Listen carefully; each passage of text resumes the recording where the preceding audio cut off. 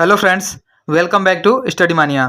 इस वीडियो में हम लोग ज्ञान बिंदु जीएस एकेडमी के द्वारा शुरू किया गया बिहार दरोगा का होमवर्क सीरीज का डे 37 का सेट को हम लोग डिस्कस करने वाले हैं, जिसका डिस्कशन 27 मार्च 2025 को कराया गया था। तो शुरू करते हैं। सबसे पहला क्वेश्चन है हमारा, गीग वर्कर्स को स्वास्थ्य सेवा प्रदान करने के लिए 2025 में प्रधानमंत्री जन आरोग्य योजना को कितनी बजट राशि समर्पित की गई थी। तो देखिए, जो गीग वर्कर्स हैं उन्हें स्वास्थ्य सेवा प्रदान करने के लिए 2025 में प्रधानमंत्री जन आरोग्य योजना को 25,000 करोड़ की बजट जो है समर्पित की गई थी। नेक्स्ट है कि पीएम किसान सम्मान निधि योजना को प्राप्त राशि। तो पीएम किसान सम्मान निधि योजना जो है इसको प्राप्त राशि 90,000 करोड़ रुपया हो जाएगा। अगला है कि बजट 2025 में राष्ट्रीय स्वास्थ्य मिशन के तहत प्राप्त आवंटन क्या है। तो बजट 2025 में राष्ट्रीय स्वास्थ्य मिशन के तहत प्राप्त आवंटन यह हो जाएगा 40,000 करोड़।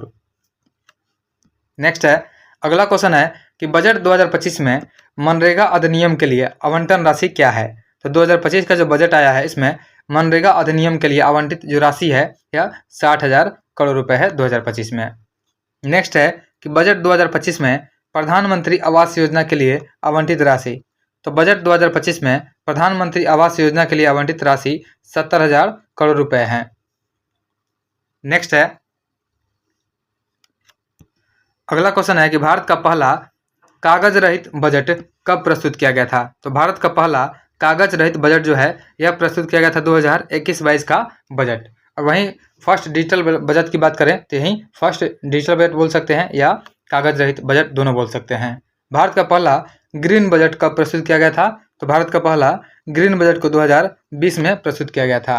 इसी प्रकार से अगला क्वेश्चन है हमारा कि भारत का सर्वप्रथम बजट कब पेश किया गया था। तो भारत का जो सबसे पहले बजट पेश किया गया था यह आज़ादी के पहले किया गया था 1860 में। उसके बाद है कि भारत का स्वतंत्रता के बाद पहला बजट। तो भारत का स्वतंत्रता के बाद पहला बजट जो है यह पेश किया गया था 1947 में। उसके बाद है कि भारत का पहला गणतंत्र बजट कब पेश किया गया था। तो भारत का पहला गणतंत्र बजट 1950-51 में पेश किया गया था।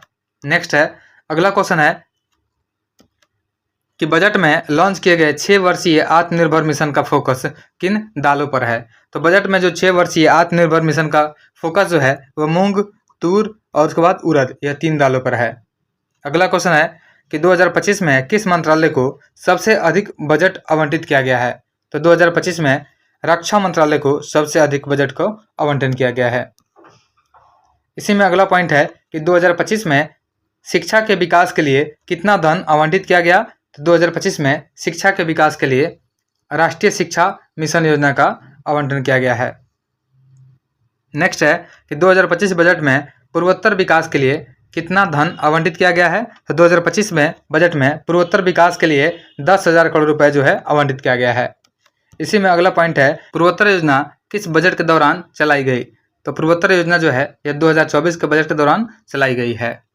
अगला पॉइंट है कि पूर्वोत्तर योजना में शामिल राज्य कौन से हैं। तो पूर्वोत्तर योजना में शामिल 5 राज्य हैं, इसमें बिहार, पश्चिम बंगाल, झारखंड, उड़ीसा और अरुणाचल प्रदेश शामिल है।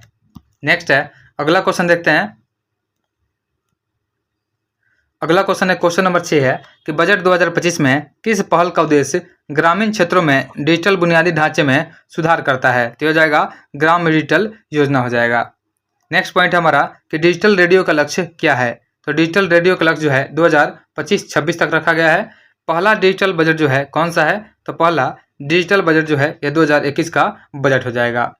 अगला क्वेश्चन है कि बेहतर कनेक्टिविटी के लिए बजट में कितने रेलवे कॉरिडोर की घोषणा की गई है। तो बेहतर कनेक्टिविटी के लिए बजट में 10 रेलवे कॉरिडोर की घोषणा किया गया है। देखिए, नेक्स्ट पॉइंट इसी में है कि भारत का पहला ग्रीन रेलवे किसे घोषित किया गया।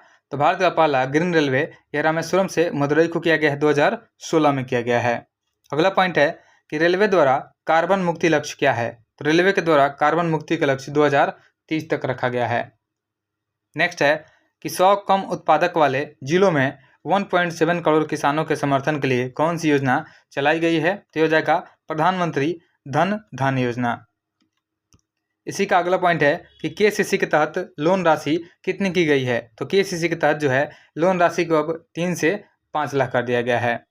अगला है कि मखाना बोर्ड की स्थापना कहाँ की जाएगी। तो मखाना बोर्ड की स्थापना बिहार के दरभंगा में किया जाएगा। अगला है कि किस राज्य में ग्रीनफील्ड हवाई अड्डा और पटना हवाई अड्डे का विस्तार किया जाएगा? तो यह हो जाएगा बिहार में।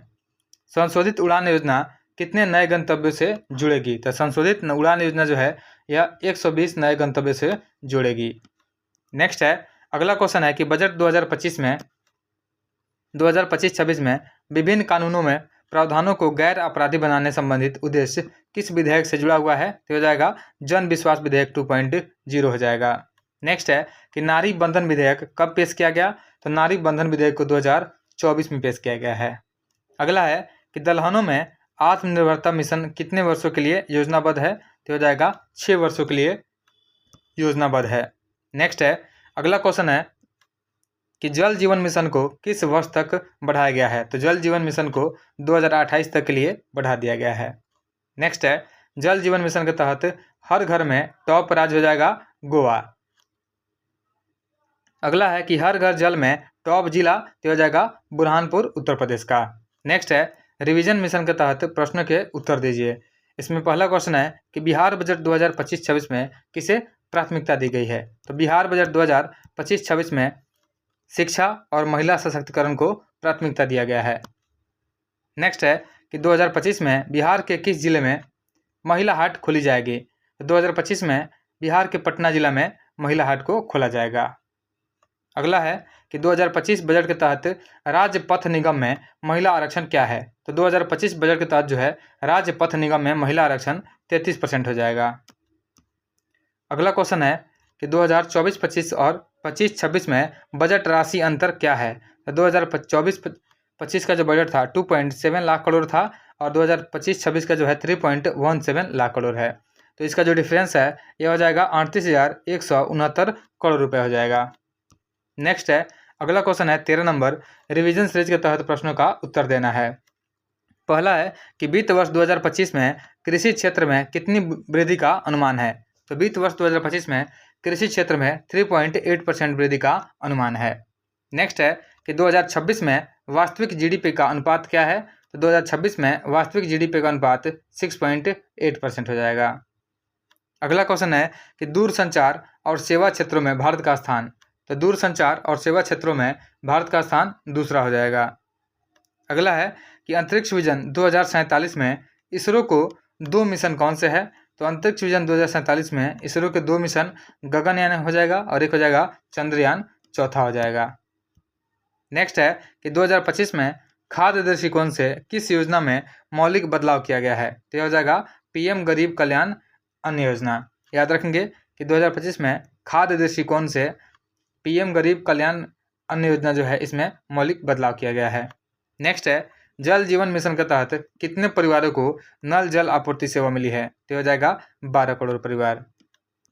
अगला क्वेश्चन है रिवीजन सीरीज के तहत प्रश्नों का उत्तर देना है। तो इसमें भी आगे क्वेश्चन दिया हुआ है कि 50,000 अटल टिंकरिंग लैब स्थापित करने का लक्ष्य कब तक रखा गया है? तो 50,000 अटल टिंकरिंग लैब स्थापित करने का लक्ष्य 2030 तक रखा गया है और इसका स्थापना जो है गवर्नमेंट स्कूल में किया जाएगा। नेक्स्ट है, प्रधानमंत्री स्वनिधि के तहत जो है लक्ष्य राशि कितनी कर दी गई है? तो प्रधानमंत्री स्वनिधि योजना जो है इसके तहत लक्ष्य राशि 30,000 रुपये कर दी गई है।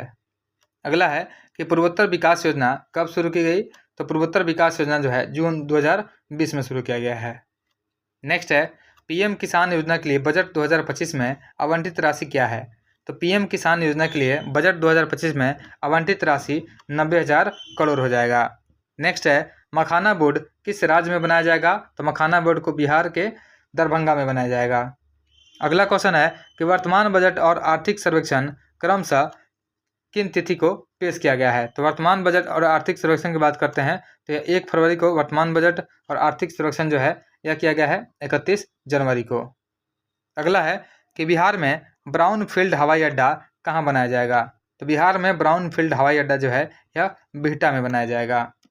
नेक्स्ट है, आगे भी है रिवीजन सीरीज का क्वेश्चन दिया हुआ है। तो इसका पहला क्वेश्चन है कि बजट 2025-26 में विकास के कितने इंजन बताए गए हैं? तो बजट 2025-26 में विकास के 4 इंजन बताए गए हैं। नेक्स्ट है, पीएम धन धान योजना के कितने किसान लाभान्वित होंगे? तो पीएम धन धान योजना से 1.7 करोड़ किसान लाभान्वित होंगे। अगला है केसीसी की लोन राशि 3 लाख से बढ़ा करके कितना कर दिया गया है? तो केसीसी की जो लोन राशि है यह 3 लाख से बढ़ा करके 5 लाख कर दिया गया है। नेक्स्ट है, अगला क्वेश्चन है कि राष्ट्रीय विनिर्माण मिशन की शुरुआत कब हुई है? तो राष्ट्रीय विनिर्माण मिशन की शुरुआत 2025 में हुई है। अगला क्वेश्चन है कि गीग वर्ग श्रमिकों की देखभाल किस योजना के तहत किया जाएगा? तो गीग श्रमिकों की देखभाल जो है जन आरोग्य योजना के तहत किया जाएगा। नेक्स्ट है, अगला क्वेश्चन देखते हैं। अगला क्वेश्चन है कि एमएसएमई के तहत गारंटी ऋण को 5 करोड़ से बढ़ाकर कितना कर दिया गया है? तो एमएसएमई ऋण के तहत जो है गारंटी ऋण को बढ़ा करके 5 करोड़ से 10 करोड़ कर दिया गया है। नेक्स्ट है कि पांडुलिपि के संरक्षण के लिए किस मिशन की शुरुआत की गई है? तो पांडुलिपि के संरक्षण के लिए ज्ञान भारतम मिशन की शुरुआत की गई है। अगला क्वेश्चन है कि उड़ान योजना के तहत किसने अतिरिक्त गंतव्यों से संपर्क बढ़ाया जाएगा? तो हो जाएगा 120 जगहों से अतिरिक्त संपर्क बढ़ाया जाएगा।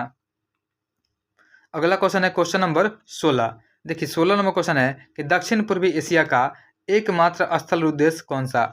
तो दक्षिण पूर्वी एशिया का एकमात्र स्थल उद्देश्य जो है ये हो जाएगा लाओस। और पूरे विश्व में पूछा जाए तो पूरे विश्व का जो सबसे बड़ा हो जाएगा स्थल उद्देश्य ये हो जाएगा कजाकिस्तान।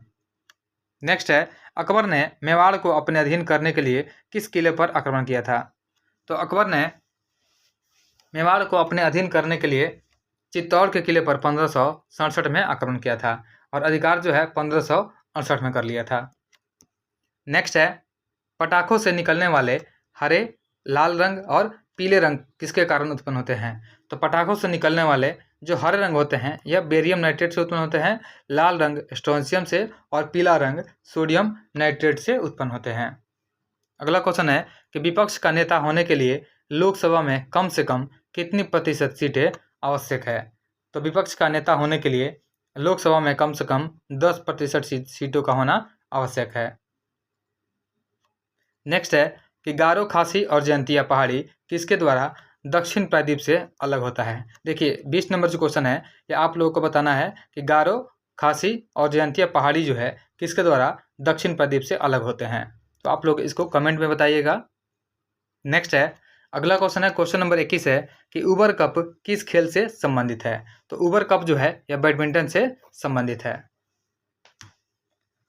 अगला है कि राज्यसभा किसी साधारण विधेयक को अधिकतम कितने समय तक रोक सकती है? तो राज्यसभा जो है किसी साधारण विधेयक को अधिकतम 6 माह के लिए रोक सकती है और धन विधेयक को 14 दिनों के लिए रोक सकती है। नेक्स्ट है, कांग्रेस के किस सत्र में भाषाई आधार पर राज्यों को निर्माण के सिद्धांत को स्वीकार कर लिया गया था? तो हो जाएगा 1920 में नागपुर अधिवेशन में किया गया था।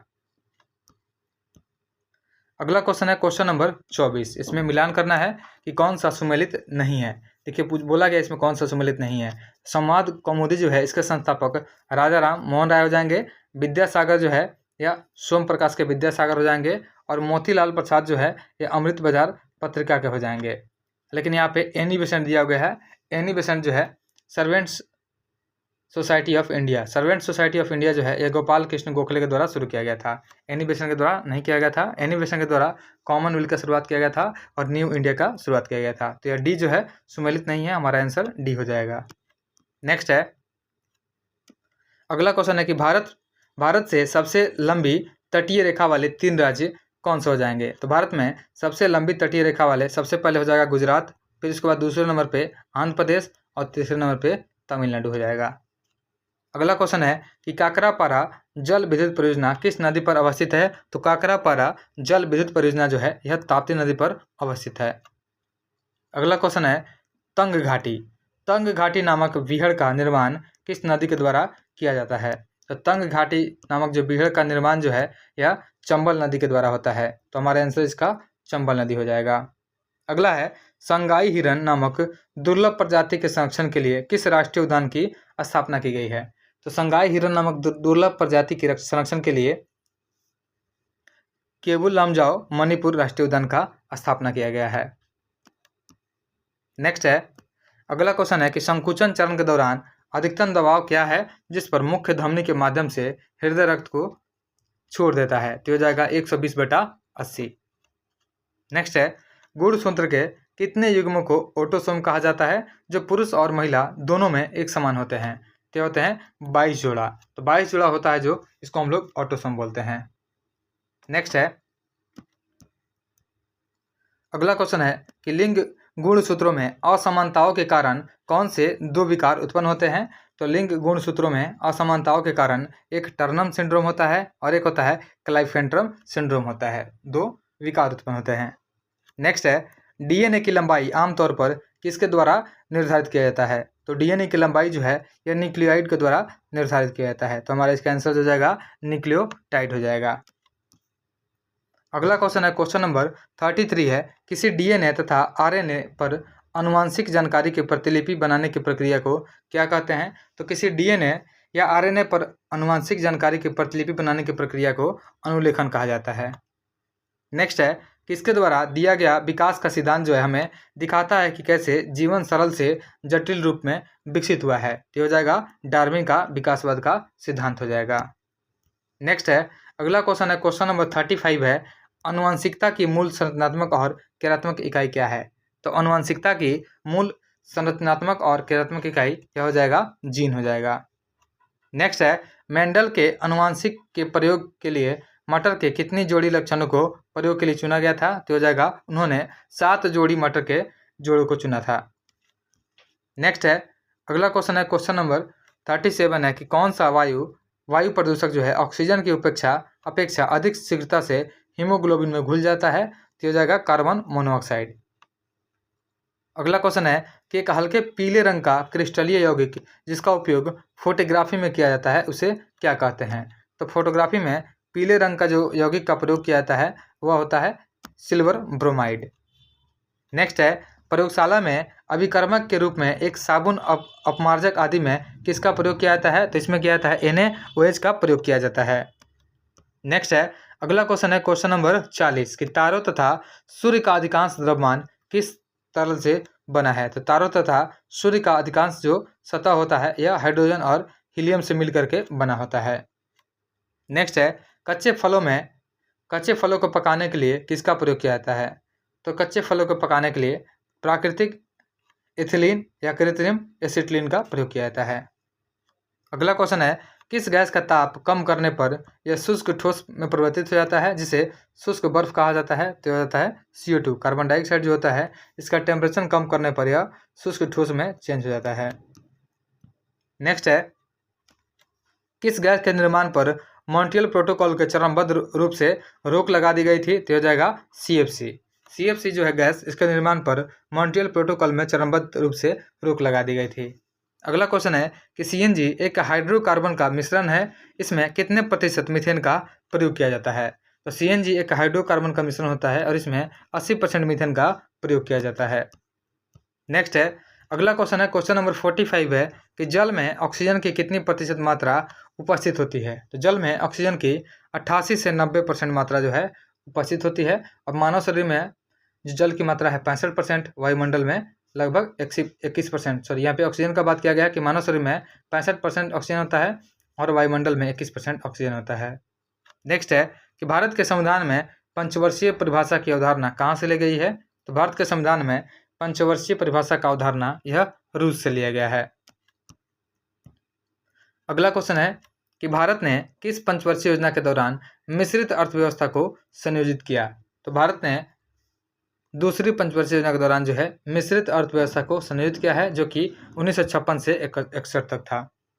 अगला है कि भारत को आत्मनिर्भर और स्व उत्पादक उद्योग के रूप में स्थापित करने का प्राथमिक लक्ष्य कौन सा पंचवर्षीय योजना हो जाएगा। तो हो जाएगा तीसरा पंचवर्षीय योजना। तीसरा पंचवर्षीय योजना जो है भारत को आत्मनिर्भर और स्व उत्पादक उद्योग के रूप में स्थापित करने का लक्ष्य था। नेक्स्ट है अगला क्वेश्चन है क्वेश्चन नंबर 49 है कि महात्मा गांधी जो है नई श्रृंखला के 20 रुपए के नोट के पीछे कौन सी तस्वीर है। तो नई श्रृंखला में जो 20 रुपए का नोट है उसमें महात्मा गांधी के पीछे एलोरा की गुफा की तस्वीर है। नेक्स्ट है भारतीय बीमा नियामक और विकास प्राधिकरण यानी IRDAI का मुख्य कार्यालय किस शहर में स्थित है। तो हो जाएगा हैदराबाद में और IRDAI का स्थापना 1999 में किया गया था। अगला क्वेश्चन है क्वेश्चन नंबर 51 है कि बैंकों के बैंकर के रूप में RBI जो है अंतिम उपाय के ऋणदाता के रूप में भी काम करता है। अगला क्वेश्चन है कि भारतीय रेल द्वारा चलाई गई कम किराए की पहली वातानुकूलित रेलगाड़ी गरीब रथ किन शहरों के बीच चलाया गया है? तो यह सहरसा और अमृतसर के बीच चलाया गया है। नेक्स्ट है 19 जुलाई 1969 को जिन 14 बैंकों का राष्ट्रीयकरण किया गया उनमें न्यूनतम जमा राशि क्या थी? तो उनमें न्यूनतम जमा राशि 50 करोड़ थी। नेक्स्ट है अगला क्वेश्चन है क्वेश्चन नंबर 54 है कि भारत में सभी राष्ट्रीयकृत वाणिज्यिक बैंकों में बचत खातों पर ब्याज दर निर्धारित की जाती है। तो भारत में सभी राष्ट्रीयकृत वाणिज्यिक बैंकों में बचत खातों पर ब्याज दर जो है RBI के द्वारा निर्धारित की जाती है। नेक्स्ट है कि भारत में राष्ट्रीय आय की गणना जो है राष्ट्रीय आय GDP मापने का कार्य कौन करता है? तो नेशनल स्टैटिस्टिकल ऑफिस करता है, ऑर्गेनाइजेशन यानी NSO करता है। नेक्स्ट है अगला क्वेश्चन है कि द्वितीय पंचवर्षीय योजना में किस क्षेत्र के विकास पर सर्वाधिक बल दिया गया था? तो द्वितीय पंचवर्षीय योजना में जो है उद्योग के विकास पर सबसे अधिक बल दिया गया था। अगला क्वेश्चन है कि पंचवर्षीय योजना के इतिहास में भारत की सर्वोच्च योजना किस योजना को माना जाता है? तो पंचवर्षीय योजना के इतिहास में भारत की सर्वोच्च योजना जो है यह तीसरी पंचवर्षीय योजना को माना जाता है और इसने अपना लक्ष्य जो है टाइम से पहले ही हासिल कर लिया था। नेक्स्ट है अगला क्वेश्चन है क्वेश्चन नंबर 58 है कि देश में कृषि एवं ग्रामीण विकास वित्त उपलब्ध कराने की सर्वोच्च संस्था यह हो जाएगा नाबार्ड। अगला है कि एक वर्ष में किसी देश के निवासी और शेष विश्व के बीच संपन्न सभी आर्थिक लेन देन का व्यवस्थित रिकॉर्ड क्या कहलाता है? तो यह कहलाता है भुगतान संतुलन कहलाता है।